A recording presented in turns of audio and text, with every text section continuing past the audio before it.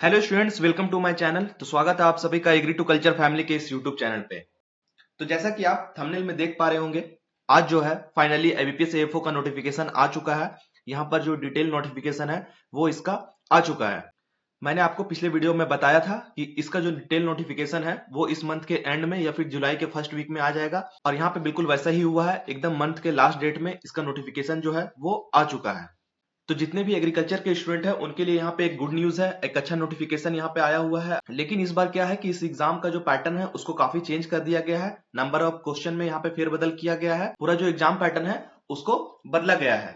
तो इसी चीज को हम लोग इस वीडियो में देखेंगे। यहाँ पर कंप्लीट डिटेल को जानेंगे, इंपॉर्टेंट डेट्स को देखेंगे, सिलेक्शन प्रोसेस को देखेंगे, क्या क्या चेंजेस हुआ है उन सबको इस वीडियो में हम लोग देखने वाले हैं। और लास्ट में हम लोग नंबर ऑफ पोस्ट की भी बात करेंगे कि कितना पोस्ट है इस नोटिफिकेशन में, इस वैकेंसी के लिए। तो चलते हैं नोटिफिकेशन की ओर। तो ये रहा नोटिफिकेशन। यहाँ पे आप देख सकते हैं ये जो वैकेंसी है ये आईबीपीएस के द्वारा, इंस्टीट्यूट ऑफ बैंकिंग पर्सनल के द्वारा इस नोटिफिकेशन को जारी किया गया है। इस नोटिफिकेशन में अलग अलग पोस्ट है, लेकिन यहाँ पर हम लोगों को एग्रीकल्चर फील्ड ऑफिसर जो स्केल 1 की पोस्ट है वो यहाँ पे सीरियल नंबर 2 पे देख सकते हैं। इसी नोटिफिकेशन को हम लोग डिटेल में देखेंगे। तो सबसे पहले यहाँ पे जो दिया हुआ है वो है इंपॉर्टेंट डेट की बात करें तो जो ऑनलाइन रजिस्ट्रेशन डेट है वो स्टार्ट हो चुका है। अभी से ही आप इस फॉर्म को फिल कर सकते हैं। 1 जुलाई 2026 से 21 जुलाई 2026 जो इसका लास्ट डेट है वो 21 जुलाई 2026 रहने वाला है। आपको यहाँ पर 20 से 21 दिन का टाइम दिया गया है फॉर्म को फिल करने के लिए। तो जितने भी एग्रीकल्चर के स्टूडेंट है जिन्होंने बीएससी एग्रीकल्चर, बाकी यहाँ पे देखेंगे कौन कौन से एलिजिबल है, तो वो सारे स्टूडेंट इस डेट के अंतर्गत अपना फॉर्म फिल कर सकते हैं। Payment of application fee, top application की बात करेंगे तो वो भी जब फॉर्म फिल कीजिएगा तो यही 1/7/2026 से 21/7/2026 के बीच में आपको जो एप्लीकेशन फी है उसको आपको सबमिट करना पड़ेगा ऑनलाइन। उसके बाद है एडिट विंडो या फिर करेक्शन की बात करें, for 2 days after closing of registration, और रजिस्ट्रेशन के क्लोज होने के बाद जो 2 दिन है, जैसे कि 22 और 23 तारीख वाला जो डेट होगा, 22 जुलाई और 23 जुलाई, वहां पर आपको नोटिफिकेशन मिल जाएगा करेक्शन विंडो के लिए। उसके बाद है अगस्त में आप जो एडमिट कार्ड है, कॉल लेटर है, उसको डाउनलोड कर सकते हैं। उसके बाद जो प्रीलिम्स का एग्जाम है वो आपको अगस्त में देखने को मिलेगा। उसके बाद प्रीलिम्स का जो रिजल्ट है वो आपको सितंबर और अक्टूबर के बीच देखने को मिल जाएगा। उसके बाद क्या है कि आपको मेंस के लिए एडमिट कार्ड यहाँ पे डाउनलोड करना पड़ेगा अक्टूबर में, और जो ऑनलाइन एग्जामिनेशन होगा मेंस एग्जाम का वो नवंबर में होगा। तो ये सारा जो डेट है इसको आप लोग अच्छे से याद रखेंगे और इन डेट के अकॉर्डिंग ही आपको सारा काम करना है। उसके बाद मेंस का रिजल्ट है ये भी आपको नवंबर के एंड में देखने को मिल जाएगा, और उसके बाद दिसंबर में आपका इंटरव्यू कंडक्ट कराया जाएगा। तो ये था इसका इंपॉर्टेंट डेट। उसके बाद बात करें अगला पॉइंट।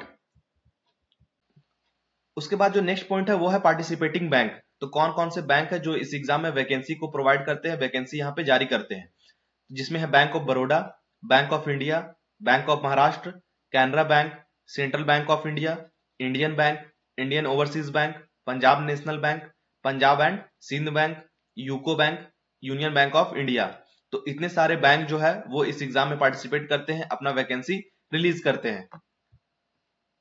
उसके बाद यहाँ पे स्केल की बात करें तो जो बेसिक पे है 48,480 रुपए, लेकिन जो ग्रॉस हैंड जो आपको कट छट के जो आपके हैंड में आने वाला है वो है आपका लगभग 70,000 से प्लस, 70,000 से प्लस आपका सैलरी इसमें रहने वाला है।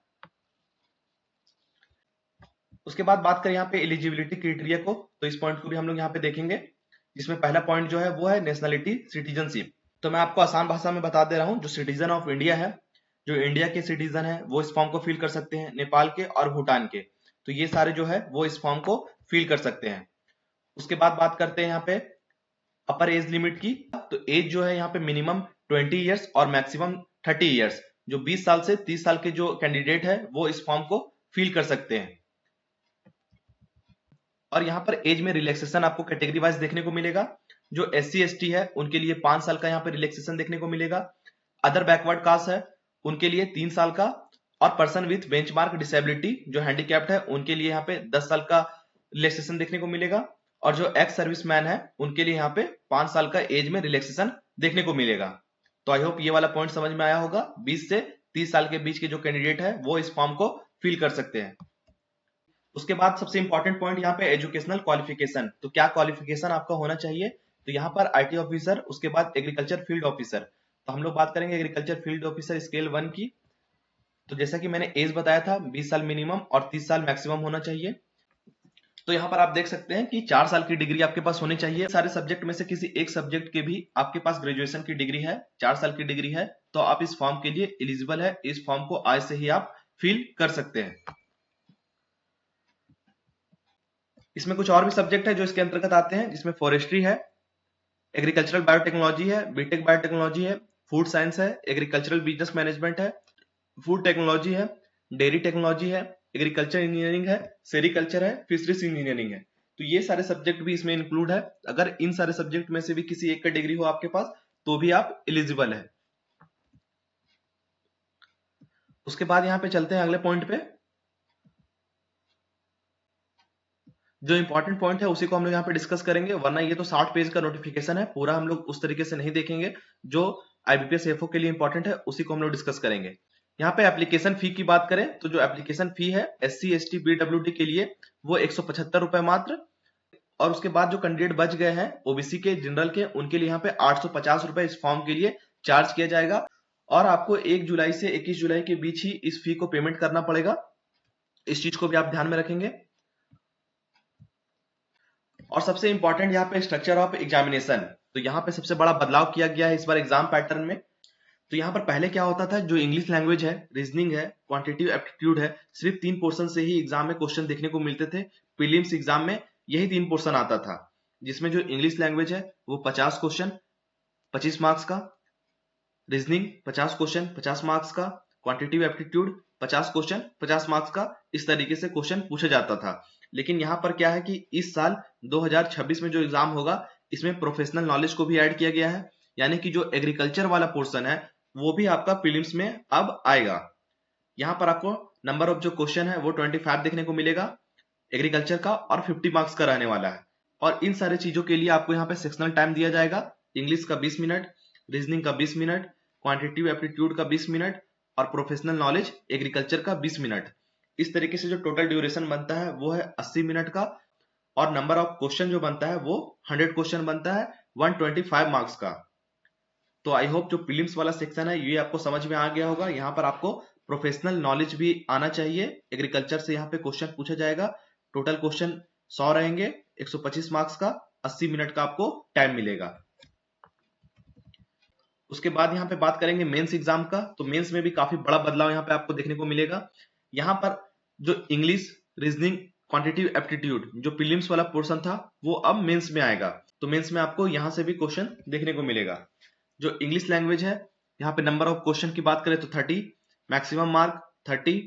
रीजनिंग की बात करें तो नंबर ऑफ क्वेश्चन 40 मार्क्स के लिए। क्वांटिटेटिव एप्टीट्यूड की बात करें तो 30 क्वेश्चन 30 मार्क्स के लिए।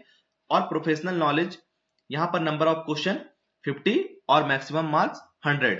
तो इस तरीके से जो मेंस का पेपर बनेगा वो आपका 150 क्वेश्चन का 200 मार्क्स के लिए बनेगा, और आपको 125 मिनट जो टाइम है वो आपको दिया जाएगा। सेक्शन वाइज बात करें तो 25 मिनट इंग्लिश के लिए, 35 मिनट रीजनिंग के लिए, 25 मिनट क्वांटिटेटिव एप्टीट्यूड की, और 40 मिनट्स प्रोफेशनल नॉलेज जो एग्रीकल्चर वाला पोर्शन है 50 क्वेश्चन को सॉल्व करने के लिए 40 मिनट्स का आपको टाइम दिया जाएगा। तो यहाँ पे एग्जाम पैटर्न में काफी बदलाव आया है। और यहाँ पर 5वां पॉइंट है, यहाँ पे और स्टूडेंट का दिमाग खराब हो सकता है क्योंकि यहाँ पे डिस्क्रिप्टिव पेपर को भी ऐड किया गया है। यहाँ पर आपको इंग्लिश लैंग्वेज का डिस्क्रिप्टिव पेपर पूछेगा एग्जाम में। यहाँ पर 2 क्वेश्चन रहेगा, 25 मार्क्स का रहेगा, इंग्लिश में रहेगा, 30 मिनट का टाइम मिलेगा। इस तरीके से जो मेंस वाला पोर्शन है वो आपका टोटल 225 मार्क्स का हो जाएगा, और टोटल जो आपको टाइम मिलेगा वो 155 मिनट्स का मिलेगा डिस्क्रिप्टिव पेपर को ऐड करके।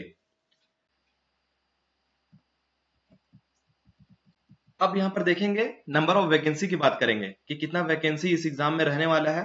तो टोटल वैकेंसी की बात करें तो यहाँ पर 190, टोटल 190 वैकेंसी देखने को मिलेगा। यहाँ पर अभी सारे बैंक्स ने पार्टिसिपेट नहीं किया है, सिर्फ कुछ बैंक्स ने अपना वैकेंसी यहाँ पे जारी किया है, जिसमें आप पहला देख सकते हैं बैंक ऑफ बड़ौदा। इसके द्वारा यहाँ पे 100 वैकेंसी को रिलीज किया गया है, जिसमें 15 SC के लिए, 7 ST के लिए, 27 OBC के लिए, 10 EWS के लिए, 41 UR के लिए। उसके बाद बैंक ऑफ इंडिया ने अभी तक किसी तरीके का वैकेंसी जारी नहीं किया है। बैंक ऑफ महाराष्ट्र है, यहाँ पर SC के लिए 13, ST के लिए 6, OBC के लिए 24, EWS के लिए 9, UR के लिए 38, और टोटल 90। तो सिर्फ 2 बैंकों की यहाँ पे वैकेंसी जारी हुई है, और इन दोनों बैंक से ही मिला के टोटल यहाँ पर 190 वैकेंसी आया हुआ है। बाकी के बैंक अभी पार्टिसिपेट नहीं किए हैं। आगे चल के ये बैंक पार्टिसिपेट करते हैं तो नंबर ऑफ वैकेंसी आपका इंक्रीज हो जाएगा, नंबर ऑफ वैकेंसी बढ़ जाएगा। तो यहाँ पे लगभग हर साल आपका बाकी के बैंक है वो बाद में पार्टिसिपेट करते हैं, तो बिल्कुल आपको यहाँ पे घबराना नहीं है, टेंशन नहीं लेना है। आप इस एग्जाम की तैयारी अच्छे से कीजिए, आपका वैकेंसी बढ़ सकता है। और ये सिर्फ एक स्टूडेंट के लिए नहीं है, जितने भी स्टूडेंट इस एग्जाम में पार्टिसिपेट करेंगे ये सबके लिए है, तो आपको किसी तरीके का टेंशन नहीं लेना है। तो ये था IBPS AFO 2026 का डिटेल नोटिफिकेशन। यहाँ पर हम लोगों ने कंप्लीट डिटेल्स को देखा, इंपॉर्टेंट डेट्स को देखा, एलिजिबिलिटी क्राइटेरिया क्या क्या रहने वाला है, क्वालिफिकेशन क्या मांग रहा है, इन सारे पॉइंट्स को देखा, और साथ ही साथ number of vacancy total 190 seat के लिए यहाँ पर वैकेंसी जारी किया गया है। तो जितने भी एग्रीकल्चर के स्टूडेंट है वो इस फॉर्म को फिल करें। इस चैनल को आप सब्सक्राइब कर लीजिए, यहाँ पर आपको MCQ प्रैक्टिस करवाया जाएगा, कंसेप्ट को क्लियर करवाया जाएगा, पूरा IBPS AFO का प्रिपरेशन इस चैनल पे करवाया जाएगा। इसके बाद हम लोग सिलेबस को देखेंगे, एग्जाम पैटर्न को अच्छे से समझेंगे, फॉर्म को कैसे फिल करना है, ये सारी चीजों को जानेंगे। तो इन सारे पॉइंट्स के लिए आप, इन सारे वीडियोस के लिए आप चैनल को सब्सक्राइब जरूर कर ले। Thank you.